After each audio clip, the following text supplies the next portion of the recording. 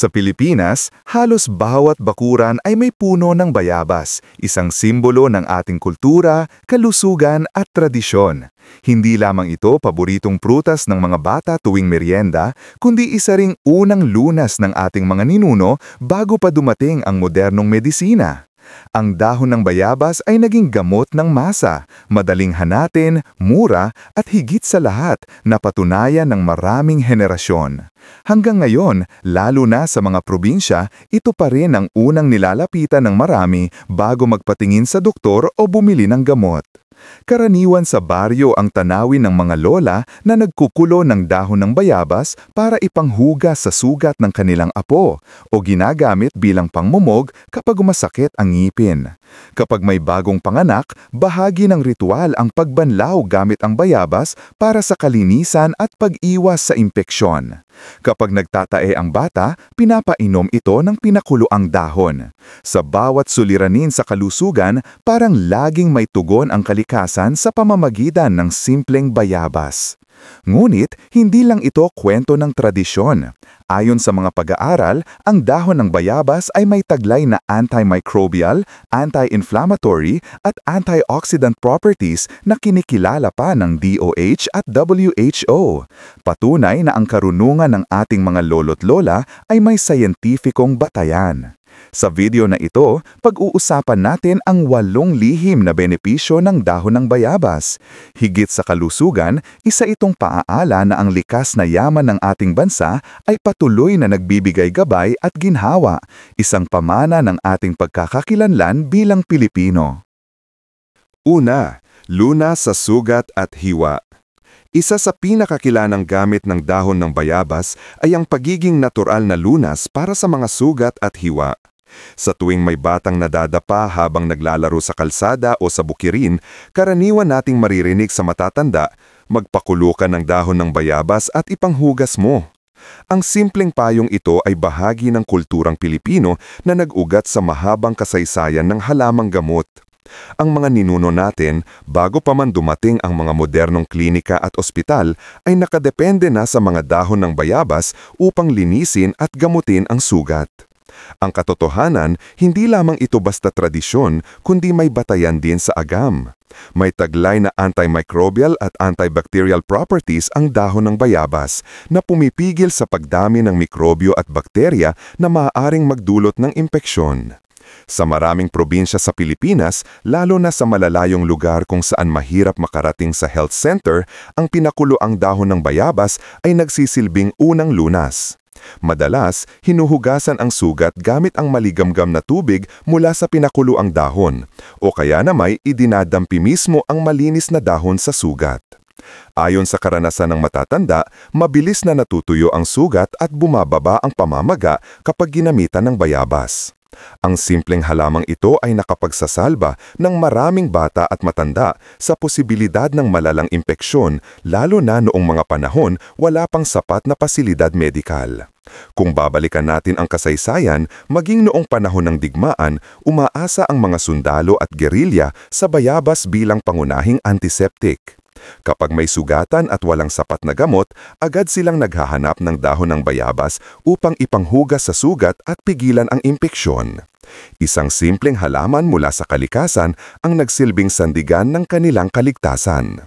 Hanggang ngayon, dala pa rin natin ang kaalamang ito bilang bahagi ng ating pamana. Sa perspektibong siyentipiko, maraming pag-aaral ang nagpapatunay na ang guava leaves extract ay may kakayahang labanan ang Staphylococcus aureus at iba pang bakterya na karaniwang nagdudulot ng impeksyon sa sugat.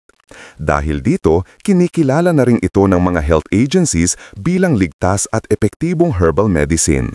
Kaya't hindi nakapagtaka na marami pa ring Pilipino ang bumabalik sa tradisyonal na paggamit nito, lalo na ngayong panahon na tumataas ang halaga ng mga synthetic na gamot at first aid supplies. Higit pa rito, ang paggamit ng bayabas ay sumasalamin din sa pagkakaugnay ng Pilipino sa kalikasan. Sa bawat pamilya, lalo na sa mga baryo, bahagi ng pagpapalaki ng bata ang pagtuturo ng paggamit ng bayabas bilang lunas. Kaya't kung susuriin, hindi lamang ito simpleng halamang gamot, kundi isang simbolo ng ating kultura ng malasakit at pagiging praktikal. Ang pagtiwala sa bayabas bilang lunas sa sugat ay patunay ng karunungan ng ating mga ninuno, isang karunugan na dapat ipasa sa susunod na henerasyon. Pangalawa, panlaban sa sakit ng ngipin at gilagid. Kung may isa pang kilalang gamit ang dahon ng bayabas sa pang-araw-araw na buhay ng Pilipino, ito ay ang pagiging natural na lunas laban sa sakit ng ngipin at gilagid. Bago pa man sumikat ang mga modernong toothpaste at mouthwash, karaniwang itinuro ng mga matatanda na magmuya o magmumog ng pinakuloang dahon ng bayabas upang maibsan ang pananakit at mapanatili ang kalinisan ng bibig. Hanggang ngayon, marami pa ring naniniwala at gumagamit ng pamamaraang ito, lalo na sa mga lugar na malayo sa dentista o kaya na may wala pang kakayahang magpatingin agad. Kapag sumasakit ang ngipin, isa sa unang hakbang ng mga lolo at lola noon ay ang pagbibigay ng malinis na dahon ng bayabas upang nguyain. Sa proseso ng pagnguya, lumalabas ang katas ng dahon na may antiseptic at antibacterial properties. Ito ang tumutulong upang mabawasan ang impeksyon at pamamaga sa loob ng bibig. Minsan naman, kumukulo sila ng dahon ng bayabas at ginagamit ang sawa nito bilang pangmumug. Bukod sa nakakatulong itong mapawi ang sakit, nakakatulong din ito ng mabahong hininga at nakakatulong sa malinis na pakiramdam ng bibig.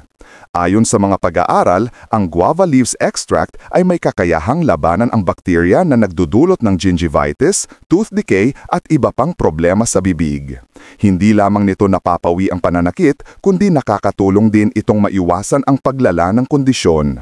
Dahil dito, kahit ang ilang dentista ay kumikila sa kahalagahan ng bayabas bilang natural na alternatibo, lalo na kung hindi agad makapunta ang pasyente sa klinika. Sa ating kultura, malalim ang kaugnayan ng kalinisan ng bibig sa tiwala sa sarili. Karaniwan sa mga Pilipino ang pagiging palakaibigan at mahilig makipag-usap, kaya't mahalaga ang malinis ng ngipin at hininga. Hindi nakapagtataka na maraming pamilya ang gumagamit ng dahon ng bayabas bilang praktikal na solusyon.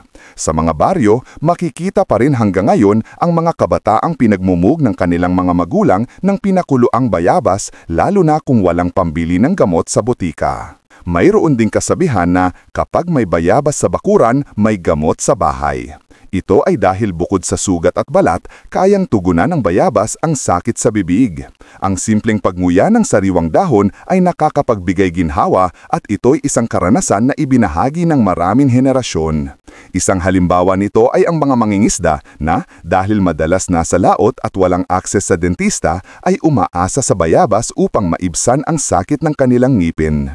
Kung tutuusin, ang paggamit ng dahon ng bayabas para sa ngipin at gilagid ay higit pa sa lunas. Isa itong simbolo ng talino at pagiging masinop ng Pilipino sa paggamit ng likas na yaman. Sa halip na umasa agad sa mamahaling gamot, natutunan nating gamitin ang kung ano ang nasa paligid natin. Kaya't sa bawat ngiti ng isang Pilipino, maaaring may lihim na tulong mula sa dahon ng bayabas. Isang simpleng halaman na nagpapanatili ng kalusugan ng ating bibig at ngiti ng ating kultura. Kung nanonood ka pa rin ng video na ito at nakakatulong sa iyo ang mga impormasyong ito, paki-comment ng numero 2 sa ibaba para malaman kung nandito ka. At kung hindi ka pa nakasubscribe, inirerekomend akong mag-subscribe ka at i-on ang bell notification para hindi mo makaligtaan ang mga susunod na videos. Ang iyong suporta ay tumutulong sa amin na makagawa pa ng magagandang content para sa iyo. Ngayon, magpatuloy tayo. Pangatlo, panggamot sa pagtatae. Isa sa mga pinakakaraniwang karamdaman sa Pilipinas ay ang pagtatae. Dahil sa ating klima na mainit at mahalumigmig, madaling masira ang pagkain at dahil dito, madali ring magkaproblema ang tiyan. Lalo na sa mga bata, ang simpleng pagtatae ay maaaring humantong sa dehydration at malubhang kalagayan kung hindi agad maagapan. Kaya naman, hindi nakapagtataka na ang dahon ng bayabas ay naging pangunahing lunas ng mga Pilipino. Sa mga probinsya, kapag may batang nagtatae, mabilis na nagkukumahog ang mga magulang o lola upang kumuha ng sariwang dahon ng bayabas. Karaniwang itong pinakukuluan at iniinom na parang tsaa. Ang sabaw ng pinakuluang dahon ay may taglay na antibacterial at astringent properties na tumutulong upang pigilan ang labis na paggalaw ng bituka at labanan ang mga mikrobyong nagdudulot ng pagtatae. Bukod dito, nakakatulong din itong mabawasan ang pamamaga sa loob ng tiyan kaya't unti-unting gumagaan ang pakiramdam ng pasyente. May mga alaala ang maraming Pilipino na noong kabataan nila sa tuwing sumasakit ang tiyan o nagtatae, hindi agad sila dinadala sa butika.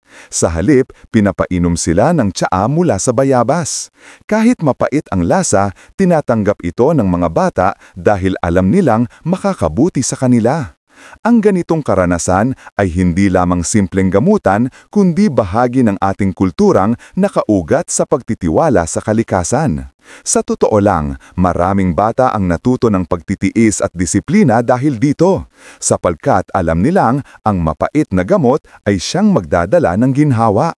Ayon sa mga pag-aaral, ang dahon ng bayabas ay may kakayahang labanan ang E. coli o E. coli na isa sa mga pangunahing bakterya na nagdudulot ng pagtatae. Dahil dito, kinikilala rin ito bilang ligtas at epektibong halamang gamot na inirerekomenda ng Department of Health. Sa ilang mga rural health units, kasama ang bayabas sa listahan ng mga halamang gamot na maaaring gamitin ng komunidad. Isang magandang aspeto ng paggamit ng bayabas ay ang pagiging abot-kaya nito. Hindi lahat ng pamilyang Pilipino ay may kakayahang bumili agad ng gamot o magpa-check up sa doktor. Kaya't ang simpleng dahon ng bayabas na libre at madaling makuha sa bakuran ay nagsisilbing sandalan. Ito ang dahilan kung bakit tinatawag itong gamot ng masa. Para sa mga ordinaryong pamilya, malaking tulong ang pagkakaroon ng halamang ito dahil nabibigyan sila ng pag-asa at lunas nang hindi gumagastos ng malaki. Ngulit paalala rin ng mga eksperto kung ang pagtatae ay tumagal ng higit sa 2 araw, may kasamang dugo o sinasabayan ng matinding lagnat, mahalagang magpatingin agad sa doktor. Ang bayabas ay nakatutulong bilang unang lunas, ngunit hindi dapat palitan ang tamang gamutan kung malubha ang kondisyon. Gayunpaman, ang halaga ng dahon ng bayabas bilang pangunahing tugon sa pagtatae ay hindi matatawaran. Ito ay simbolo ng praktikal na talino ng mga Pilipino, ang paggamit ng kung anong mayroon sa paligid upang mapanatili ang kalusugan at buhay. Pang-4, pampalakas ng resistensya. Isa sa mga pinakamahalagang benepisyo ng bayabas ay ang kakayahan nitong palakasin ang resistensya ng ating katawan. Sa katotohanan, ang bunga ng bayabas ay kilalang-kilala dahil sa napakataas nitong vitamin C, mas mataas pa kaysa sa maraming prutas tulad ng dalandan o mansanas. Ngunit hindi lamang ang bunga, maging ang dahon ng bayabas ay may taglay na antioxidants at natural na sangkap na tumutulong sa katawan na lumaban sa sakit at impeksyon. Sa Pilipinas, likas na ang paggamit ng bayabas bilang gamot ng kalikasan. Kapag may sipon o inuubo ang isang tao, madalas ay sinasabihan siyang kumain ng hinog na bayabas. Ang matatamis at mabangong prutas nito ay hindi lamang pampabusog, kundi nagsisilbing proteksyon laban sa mga virus at bakterya. Ang matatanda noon ay naniniwalang kung madalas kang kumain ng bayabas, bihira kang tatamaan ng malubhang sakit. Ang kasabihang isang bayabas sa isang araw, iwas sakit ang katawan ay naging praktikal na payo na hanggang ngayon ay sinusunod ng ilan. Sa mga probinsya, makikita na ang bayabas ay isa sa mga pinakapayak at madaling makuhang prutas. Walang espesyal na pangangalaga at tumutubo ito sa bakuran ng natural. Kapag panahon ng pangumunga, sagana ang bawat pamilya sa prutas na ito. Dahil dito, nagiging mura at accessible na paraan ang bayabas upang mapalakas ang resistensya ng buong pamilya. Ang mga bata halimbawa ay madalas pinapakain ng bayabas bago pumasok sa eskwela upang maging malusog at masigla sa klase. Hindi lang prutas ang maaaring gamitin. Ang tsa mula sa dahon ng bayabas ay may taglay na flavonoids at polyphenols na tumutulong magpalakas ng immune system. Sa mga nakakatanda, mas pinipili ang tsa kaysa sa pagkain ng hilaw na prutas dahil mas banayat ito sa tiyan at madaling ihalo sa pang-araw-araw na pag-inom ng mainit na tubig.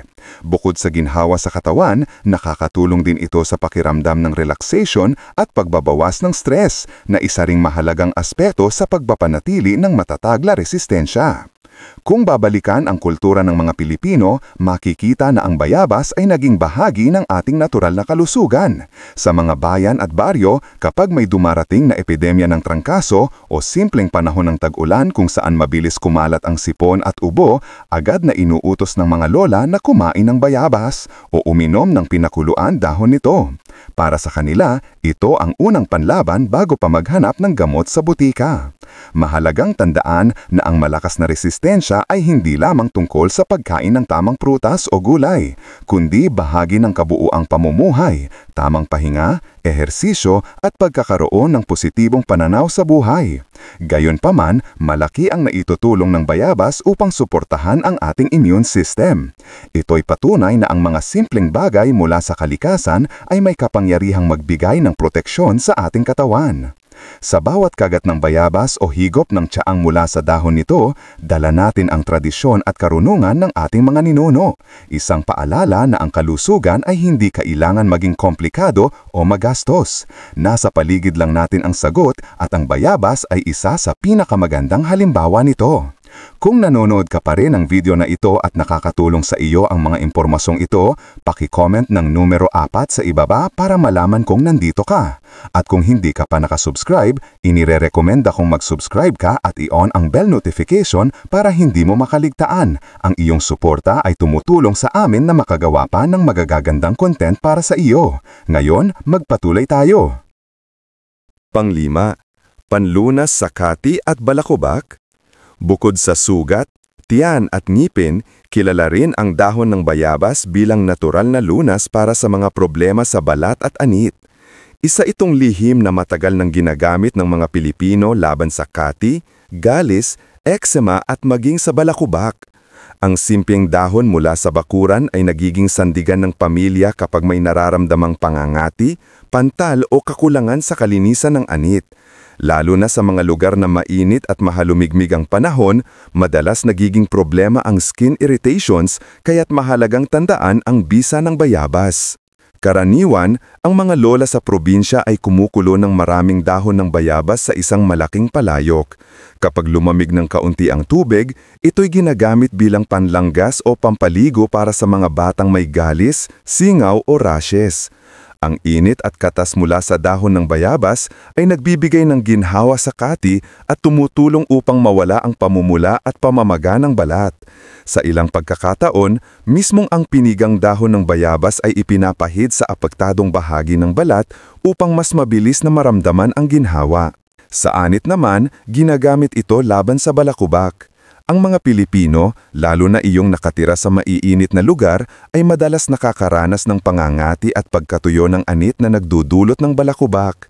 Sa halip na gumamit agad ng mamahaling shampoo, ang pinakuluang bayabas ay ipinanghuhugas sa buhok.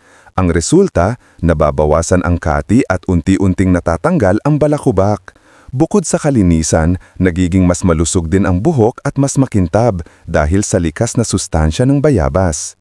Ayon sa mga eksperto, ang bayabas ay may antiseptic at anti-inflammatory compounds na nakakatulong laban sa bakterya at fungi na sanhi ng iba't ibang skin problems. Ito ang dahilan kung bakit epektibo itong gamitin sa balat at anit. Hindi kagaya ng ilang synthetic na produkto na may chemical na maaaring makairita lalo sa sensitibong balat, ang bayabas ay natural at bayayad, kaya mas ligtas gamitin lalo na para sa mga bata. Sa ating kultura, ang paggamit ng dahon ng bayabas bilang panlunas sa kati at balakubak ay hindi lamang praktikal, kundi bahagi rin ng ating likas na pagiging malapit sa kalikasan. Maraming pamilya ang mas pinipili ang ganitong paraan dahil libre at abot kamay. Sa katotohanan, may mga alaala pa ang iba na noong kabataan nila kapag umuwi mula sa paglalaro at puno ng rashes o kagat lamok, agad silang pinapaliguan ang kanilang lola sa tubig na may bayabas. Ang simpleng ritual na ito ay naging bahagi ng kanilang alaala ng pag-aaruga at pagmamahal. Kaya't hanggang ngayon, ang bayabas ay nananatiling simbolo ng kalinisan at ginhawa. Ito'y paaalala na hindi kailangang gumastos ng malaki para maranasan ang lunas at kaginhawa. Sa bawat kati at balakubak na napapawi ng bayabas, muling pinatutunayan ng kalikasan na may sagot ito sa ating mga pangangailangan. Isang sagot na likas, ligtas at nakaugat sa ating kulturang Pilipino. Pang-anim, Panghugas sa pagkababae. Isa sa mga hindi masyadong napag-uusapan, ngunit napakahalagang gamit ng dahon ng bayabas ay ang pagiging natural na panghugas para sa kababaihan. Sa kulturang Pilipino, lalo na sa mga probinsya, matagal nang bahagi ng tradisyon ang paggamit ng pinakuloang dahon ng bayabas bilang feminine wash, lalo na pagkatapos manganak o kapag may nararamdamang pangangati o iritasyon. Ang kaalamang ito ay karaniwang ipinapasa ng mga hilot, komadrona o matatandang babae sa pamilya na siyang nagsilbing unang tagapangalaga ng kalusugan ng kababaihan bago pa man naging abot kamay ang mga modernong ospital at doktor. Kapag may bagong panganak, karaniwan ng pinapaupo ang ina sa isang salabat o palanggana na may mainit na tubig na hinaluan ng pinakuluang dahon ng bayabas.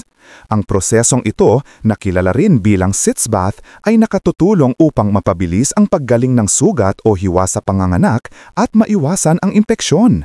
Hindi lamang pisikal na ginhawa ang dulot nito, kundi pati emosyonal na kadinhawaan para sa mga kababaihan dahil nararamdaman nilang sila ay alaga at inaaruga ng kanilang pamilya at komunidad. Ang simpleng ritual na ito ay sumasalamin sa malalim na malasakit ng mga Pilipino sa isa't isa, lalo na sa mga bagong ina. Ayon sa mga pag-aaral, may taglay na antibacterial at anti-inflammatory properties ang dahon ng bayabas na tumutulong upang mapanatiling malinis at malusog ang bahagi ng katawan ng babae. Dahil dito, nakakatulong itong mabawasan ng pangangati, pamamaga at hindi kanais-nais na amoy. Hindi kagaya ng ilang chemical na feminine wash na maaaring magdulot ng iritasyon o pagkasira ng natural na balanse ng katawan, ang bayabas ay bayayat at likas, kaya mas ligtas para sa sensitibong kalagayan ng kababahihan. Mahalaga ring banggitin na hanggang ngayon marami pa ring kababaihan sa mga baryo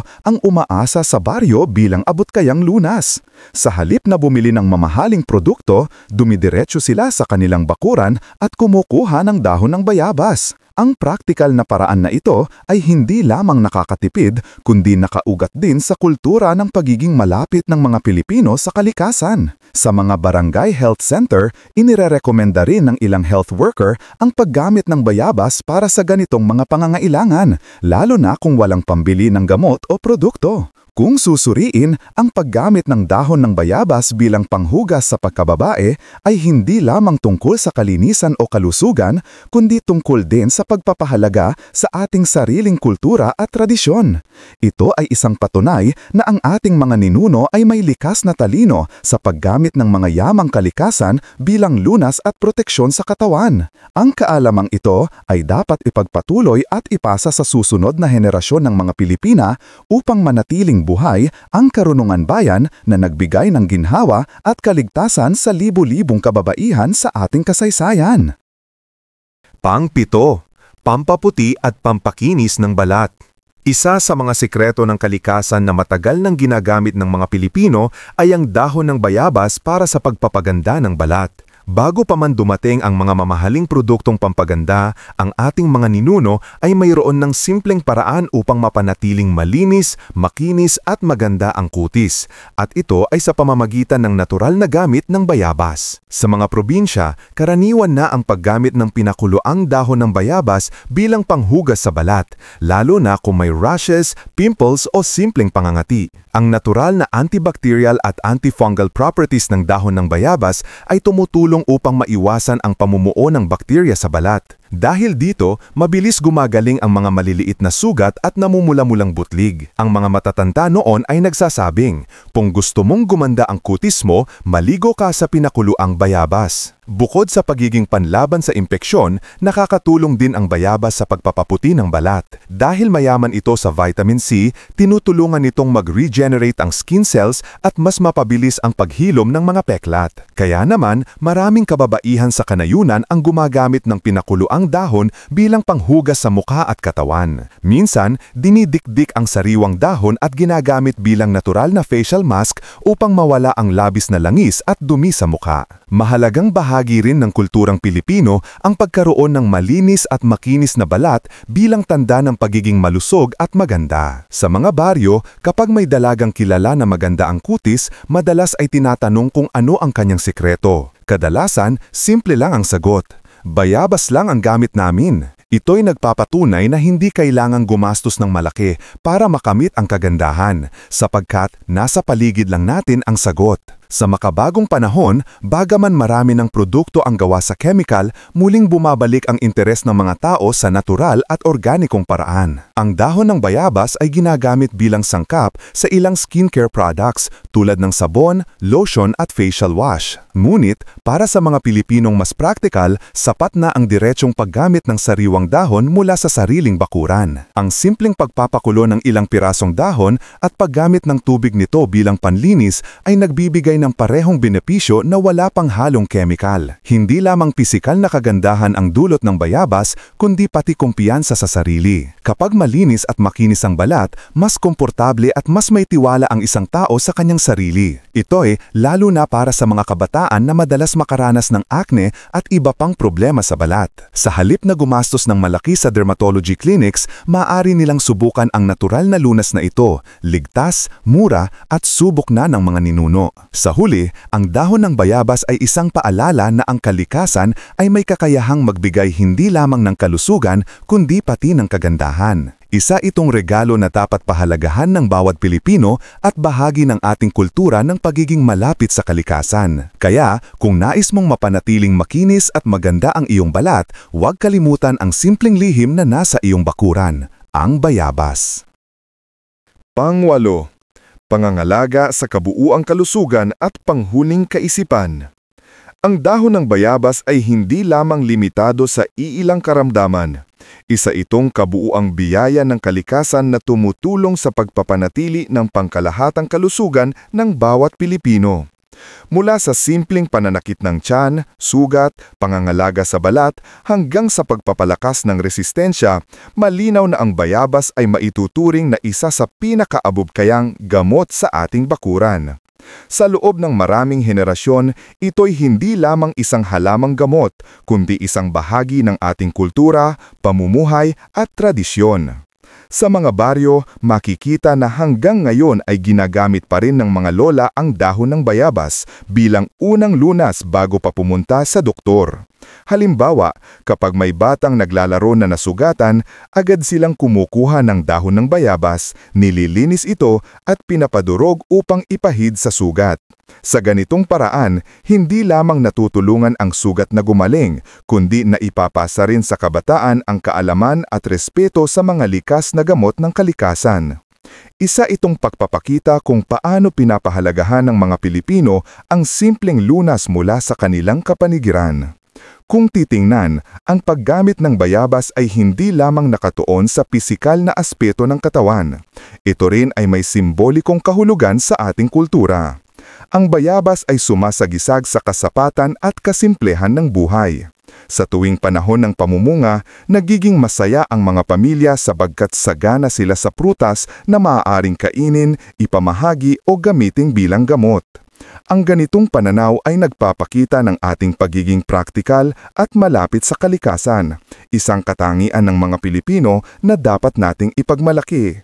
Sa makabagong panahon, mahalaga ring kilalanin na bagamat marami ng gamot at teknolohiyang medikal, hindi dapat kalimutan ang halaga ng tradisyonal na lunas tulad ng bayabas. Maaari itong maging kaagapay ng modernong medisina, lalo na sa mga simpleng karamdaman. Higit pa rito, ang paggamit ng natural na gamot ay nakakatulong upang mabawasan ang sobrang gasto sa komersyal na medisina, lalo na para sa mga pamilyang kapos sa budget. Sa isang bansang tulad ng Pilipinas, kung saan maraming pamilya ang nakatira sa kanayunan, malaking tulong na mayroon silang akses sa ganitong natural na gamot. Ang huling mahalagang kaisipan dito ay ang pagbabalik loob sa kalikasan. Habang patuloy na umuunlad ang teknolohiya, mas nagiging mahalaga ring alalahanin ang mga likas na yaman na matagal nang nandyan upang tumulong sa atin. Ang bayabas ay isang halimbawa ng kasaganaan na dapat pangalagaan at ipamana sa susunod na henerasyon. Sa bawat paggamit natin ng dahon o bunga nito, hindi lamang natin inaalagaan ang ating kalusugan, kundi ipinapakita rin natin ang malasakit sa kultura at tradisyon na iniwan ng ating mga ninuno. Sa pangwakas, ang dahon ng bayabas ay higit pa sa simpleng halamang gamot. Isa itong simbolo ng karunungan, kalusugan at koneksyon ng tao sa kalikasan. Sa panahon ngayon, kung saan maraming tao ang naghahanap ng ligtas, mura at epektibong paraan ng pagpapagaling, narihan lamang sa ating paligid ang sagot. Kaya't huwag kalimutan ang kayamanang ito, ang bayabas, ang simpleng puno na may 8 lihim na lunas na tunay na dapat pahalagahan ng bawat Pilipino. Subscribe at i-share. Ang inyong suporta ay tumutulong sa amin na patuloy na gumawa ng magagandang content upang kayo ay mabigyan ng kaalaman at inspirasyon. Salamat sa panonood at inaasahan naming makita kayo sa susunod na video.